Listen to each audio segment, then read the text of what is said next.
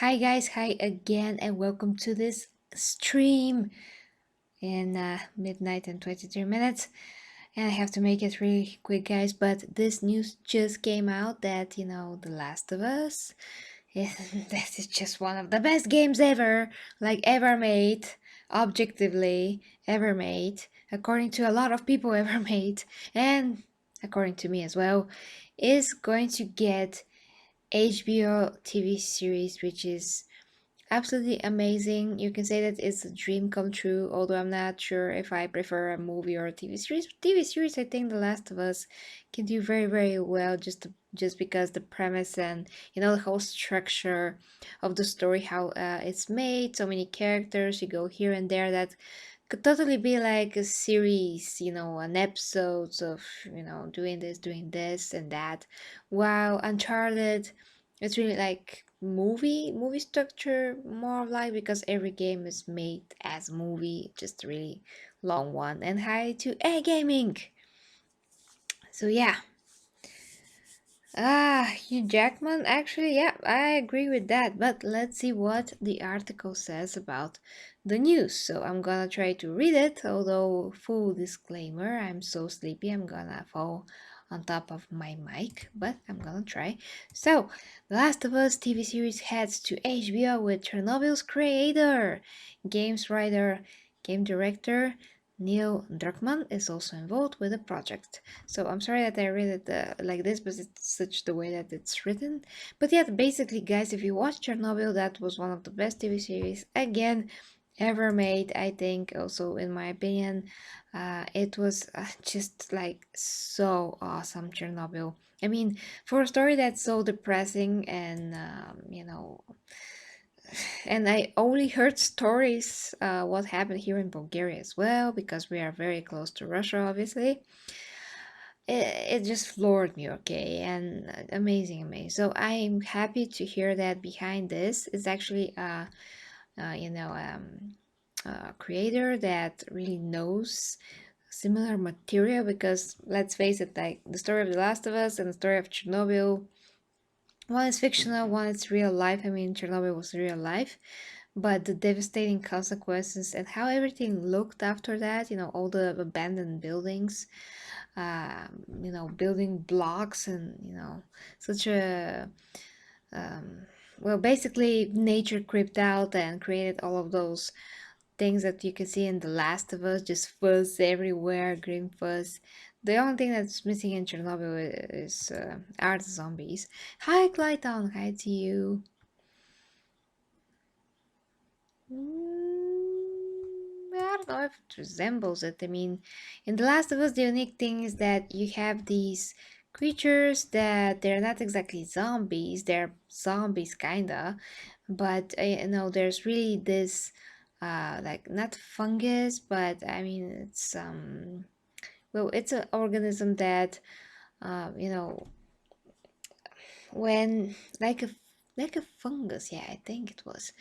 It's so active, so to speak, and alive, that if it gets to an ant, it can totally take over its body, like replace its brain, and then the ant becomes literally like a zombie, because this thing is taking over the body of the ant, and the ant is dead, but uh, this thing uses its body to do stuff and move around. So it's literally the closest thing in real life, in nature, that we have to a zombie, and this is what inspired the creatures, the clickers from the game. And when you play the game, those things are so freaking creepy, I just can't. Okay. Let's read the freaking article. So, a television adaptation of Naughty Dog's critically acclaimed post-apocalyptic action game The Last of Us is now in the works at HBO. The adaptation, which is intended to be a series, will be led by Chernobyl's creator Greg Marzin, with game director Neil Druckmann helping to pen the script and executive produce the series. Alongside Druckmann, Naughty Dog's president, Evan Wells, will also serve as executive producer. The HBO TV series will be co-produced by Sony Pictures Television, with PlayStation Productions also attached. Sony already has an Uncharted film adaptation in the works, but The Last of Us will be PlayStation Productions' first TV series. So that is the tweet from Naughty Dog next. We're so psyched to be teaming up with HBO to create a new The Last of Us series with Neil Druckmann and Mazin, it's abbreviated, at the helm of Hollywood Reporter, and so on and so on. I mean, there's a link here. Then after that, the article continues. Not much is known about HBO's The Last of Us yet, but the Hollywood Reporter states that the TV series will follow the events of the first game. Wow, that's great. I mean, okay, like no problem. That makes sense as well. DHR also notes that with The Last of Us Part 2 coming to PlayStation 4 on May 29th, there's a possibility of additional content based on the forthcoming game sequel. Wow! Oh, I like that. Mazin spoke highly of both Druckmann and The Last of Us, saying Neil Druckmann is without question the finest storyteller working in the video game medium, and The Last of Us is his magnum opus. Getting a chance to adapt this breathtaking work of art has been a dream of mine for years, and I'm so honored to do it in partnership with Neil. Well, that's great. For years, he said. Wow. Druckmann shared a similar statement about Mazin and Chernobyl. From the first time I sat down to talk with Greg, I was equally blown away by his approach to narrative and his love and understanding of The Last of Us. With Chernobyl, Craig and HBO created a tense, heroic, emotional masterpiece. I couldn't think of a better partners to bring the story of The Last of Us to life as a television series. Actually, I couldn't agree with this more because I mean it totally makes sense. Even if I was like, even if it was up to me, someone came up to me and said, "Well, Gary, who do you think is the best to bring The Last of Us into TV series to the screen?" And I was like, guy from Chernobyl. I mean, I'm not sure, how the hierarchy there in Chernobyl was, who was responsible for, or mainly for the quality of the show, but my mind's gonna be into that direction. According to Sony Pictures Television co-president Chris Parnell, The Last of Us TV series won't be its last video game adaptation. Wow, well, hope not. This is the first of many shows we intended to develop with our friends at PlayStation Productions, Parnell said. Wow, that is just opening so many possibilities. I'm absolutely so excited. Whew, okay, so continuing, we have a bit more left. There was at the time a Last of Us film in development, but Druckmann said in April of 2006 that the project entered development hell. In June of the same year, Druckmann said that the project hadn't made any progress in years. He then noted in February 2018 that he didn't want the movie to be made.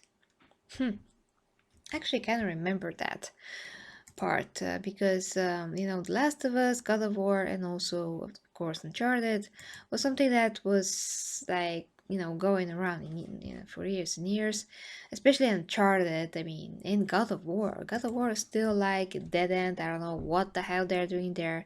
The only thing that's really moving towards is The Last of Us now, and of course Uncharted is already filming without a director, with Tom Holland as Nathan Drake, as you know probably.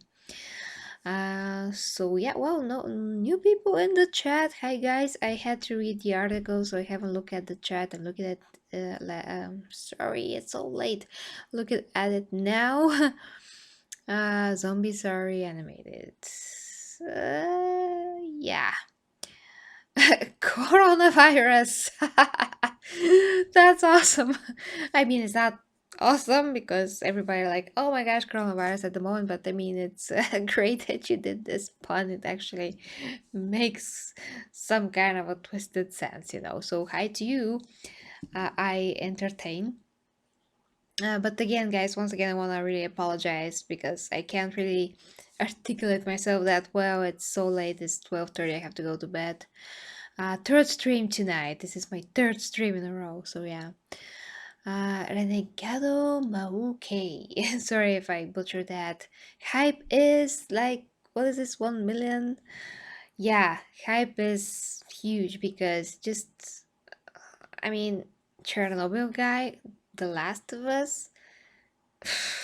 I can't. And HBO has all the possible, budget to bring this to life. So that is another thing that I'm, very excited about because you know that at least with HBO or if it was on Netflix, they have the budget, they have the resources to do this.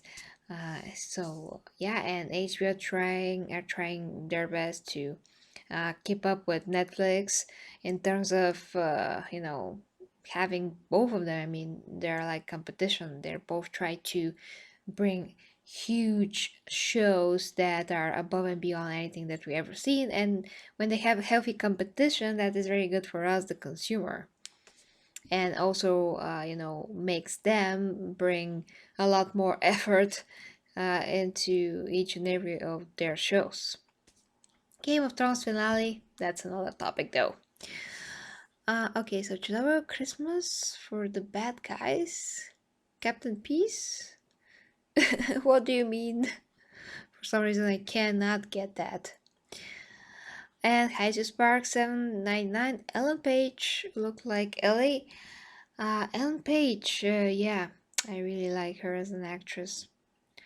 Um, we are going to start talking about who should play those roles, yeah, I'm pretty sure. Clayton. Awesome, they could do a lot of amazing series. I definitely think that, especially for a game to a movie or series adaptation, you need the right person to tell right the story. Of course, Clayton, of course. Yeah, Ellie, yeah. What is this? What? Doesn't want to pass on her genes. uh, Call of Duty 4 reference. Um, Actually, I wanted to tell you something about the whole premise of the game and where they're trying to get to now with The Last of Us 2. I personally don't like this angle where Ellie is, I mean, I don't mind if she's gay or anything like that, but it's just the way that they're doing it is so forced and just on the nose. It's obvious they're putting too much attention on that, where the attention should be on the story and on the characters, what they're going through, and that's not exactly, including their sexual orientation per se. I mean, of course, they can show like a relationship, although in such times that people are dying like left and right, will there be like a quiet moments or even all the necessary environment, so to speak? That's not the exact word that I'm looking for right now, but basically the possibility to have any kind of a relationship, wouldn't that be unpractical? Because like the world is basically ending, you don't know who's affected, who, I mean, in 2 seconds you probably know, but the point is that everything's so dangerous, you have to be on your toes. She went through so much, and yeah, and even if we skip that, still they don't have to put so much attention on it. And when you see the trailers, the first thing is like they're kissing and talking, fluffy things to each other, and I'm like, I'm not here for this. I just want to see the game, to see the rest of the game, please, and more of the story and the world. And yeah, but each and every time there seems like they're getting back to that, and they just want to emphasize it and just put it into our faces all the time, and like, you know, do this like it's a flag or something. So yeah, if it's less of that and more of the story and actually developing the characters, how Naughty Dog are doing most of the times, I'm gonna be happy about it. Mm, but yeah.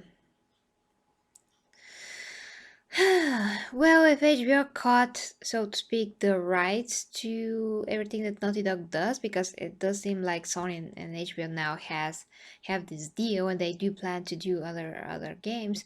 You just can't. I mean, they cannot just go to Netflix. So I'm pretty sure that whatever they have in mind, Netflix, Netflix, HBO is the platform that they are going to use to put their games adaptations on. So yeah, that makes sense. Okay, reading your comments, guys. Yeah, it should not be the main focus, because as soon as you make it the main focus, it's just no longer quality, it's just propaganda at this point. And we are seeing that all the time with a lot of other things that we love, and I just don't wanna see that. That was never an issue in old TV shows or movies or whatever have you.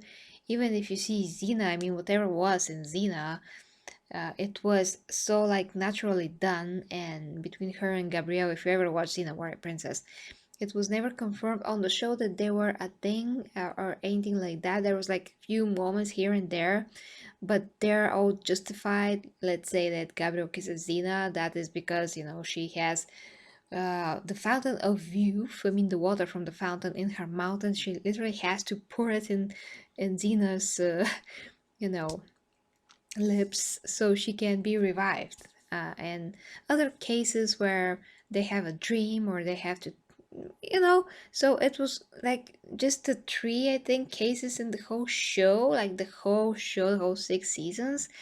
It was not forced, ridiculous.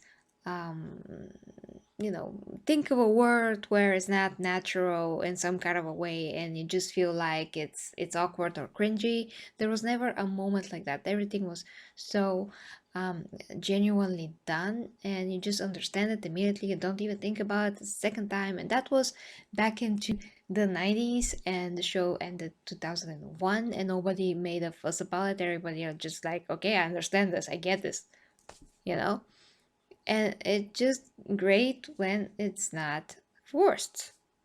Enough said about that, because I'm just gonna go on a rant about how to do things in the right way and be awesome and still have them if you like the representation to be there and all of that.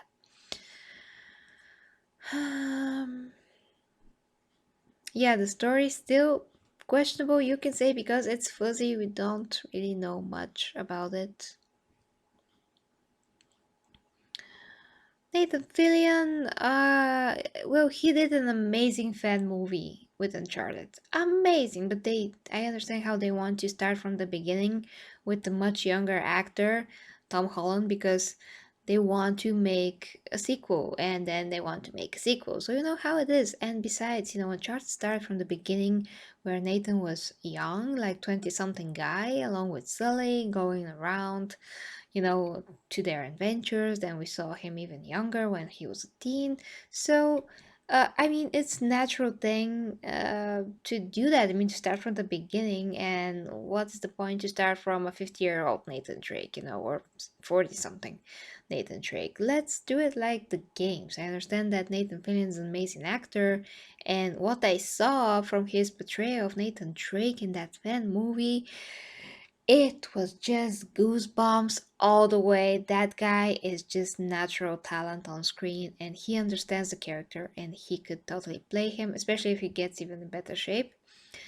But yeah, there's just different when you do a fan film or when you want to make a franchise out of it and really do it justice in terms of chronological order. So yeah, start from the beginning. I mean, nothing you can do about that. But we can always have this lovely, just lovely fan movie with Nathan Fillion. Yeah, with Buffy. What to tell you, with Buffy started not on the nose and became on the nose, as far as I remember, because I haven't seen Buffy for at least, yeah, years. I mean, Buffy here was running long after it was already done in the US, but still, I do remember some stuff with Willow that were like all the time on the screen. And when the point of the story becomes her orientation or preferences rather than the freaking story itself, it's just ridiculous. Yeah, damn SJWs, I know. Uh, Gaming, they could do that, of course, but first, the technology is not that perfect. I mean, yeah, it's amazing what they've done so far, but you have to keep in mind those scenes that we've seen so far. All the things that we see like done from Marvel, Iron Man, Ant-Man, when they make the actors look a lot younger, even the Will Smith movie, Gemini Man.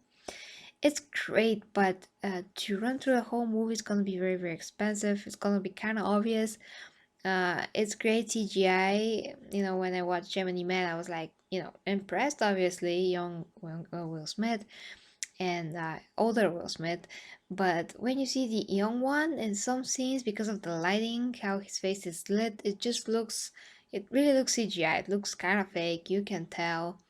So until the technology is not quite there yet, you can't just make the main character that you're gonna see all the time, probably in every freaking scene, to be, with a CGI face. It's just not gonna work. We're not there yet. So they're gonna spend too much money. They're gonna force it with the older actor, and he still has the body of an older guy. It's not like he can just play 20 years something. They still have to somehow CGI a slimmer figure or something like that. Even if he loses the weight, it's just not gonna be the same. He's just not gonna have the same mannerisms and movements of a 20-year-old guy. So yeah, as much as he's a very good actor, it's just not practical from a movie standpoint. And once again, we're not really there yet. For a partial, scenes, shots here and there, yeah, sure. But for a movie that he's gonna jump from buildings, move around, talk, have emotional scenes, be focused on him all the time. Again, the body is another thing. They did it with Will Smith though, but I don't know, it's just not a good idea. If it was a better idea, I'm sure they're gonna do it. If it was, but Uh, I think that they can judge the situation because they know how movies are made. I mean, people that actually make movies. Um, yeah, 10 years back, if they would have done that, that would totally work with Nathan Fillion. They could, yeah. I mean, they could make it work. He's still not gonna be that young, but still gonna make it work. Maybe, go around it somehow. Not the particular younger Nathan Drake, but still something. Yeah, Clayton, I'm very happy that you like Xena. Back then, things were so simple, guys. I'm only gonna say one thing because I really have to go to bed. Yeah, he's gonna get in shape in a year. Yeah, sure, I believe that. It's just that it's impractical. It really is. And once again, Hollywood only does things that, you know, can be done, makes sense, and from budget standpoint, we don't know how much budget they have and what they are willing to do. So this movie barely even is getting made right now, dropping like 3 directors already. I mean, they dropped out of the project, so it's even a miracle that this is actually being made. So yeah, good night, a gaming. So only gonna say one thing about the simpler things in life and how SJWs were not needed to have normal stuff, in shows. And what I mean about, do I mean about that? Again, back in Xena, there was an episode that was called Miss Amphipolis, and Xena is from Amphipolis. So the point of the whole, the story was that um, there's a particular set of warlords that wanted to, fight all the time, but instead of fighting, they came up with this contest, beauty contest. and whoever wins the beauty contest, that basically, brings them together as an event. So when there's this contest, they will not try to fight because this is the event that connects them, something like this. But it turns out that somebody tries to attack the girls and basically kill them. So um, yeah, it looked like a warlord wanted to sabotage the event. So again, there's war because he is going to profit from this war. And Xena went undercover as Miss Amphipolis so she can find out who is trying to kill the girls. Because imagine if one warlord has his girl and I mean, if she gets killed, there's gonna be a war immediately. Nobody will know who's done it, so everybody gonna blame the other and they're gonna fight. And there was a particular contestant there. Xena was immediately like, who is she? Because Xena was undercover herself, but she thought that this person was undercover herself. So she quickly figured out that, I mean, spoiler alert, that was actually a guy. And a transgender, no less. And those are the times that, I mean, this is season 2, so 1996 or 7 when this is taking place. And it was so awesomely done. I mean, at the end of the contest, they all, chose Xena. They didn't know that was Xena, but she uncovered herself to be Xena. And the rest of the girls also found out about all the stupid stuff that were going on behind the scenes, which I'm not gonna spoil. They were very annoyed by their, handlers, so to speak, and they all kind of quit. So when they announced the second runner-up, she quit as well after Xena. Then the second, third, she quit. She was like, "I'm not gonna participate in this. This is a complete sham. And all of that." And then they reached, this person, the transgender person. Basically, she won, and it was just a very interesting moment in Xena because this person got to win the prize of Miss Known World, actually, because everybody from different cities, Miss Messini, Miss Amphipolis, Miss I don't know what, and Miss Known World was actually the title. And with Xena, they both became kind of friends, and they talked, and this person was like, well, I just wanted to participate and be like the other girls and all of that. I mean, it was touching and interesting, and I never felt like something is forced on me, like an idea or whatever.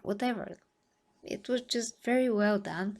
If you can find this episode, Miss Amphipolis, just watch it because I think that you'll like it. It's a very fun episode, very light-hearted, and it's not one of those super serious Xena episodes.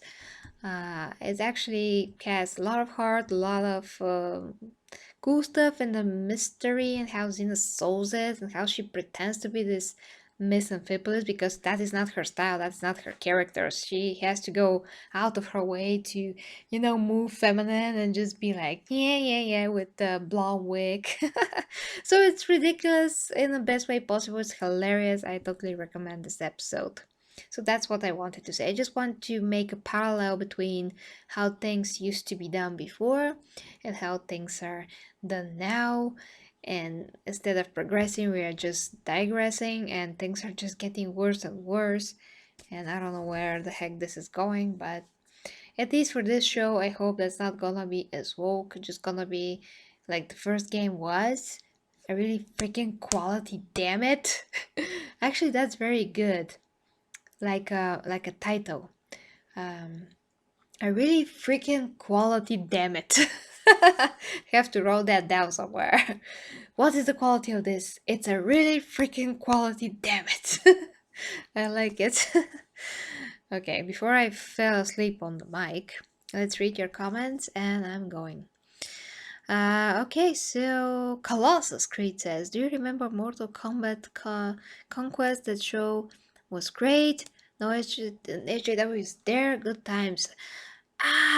Damn it, Conquest.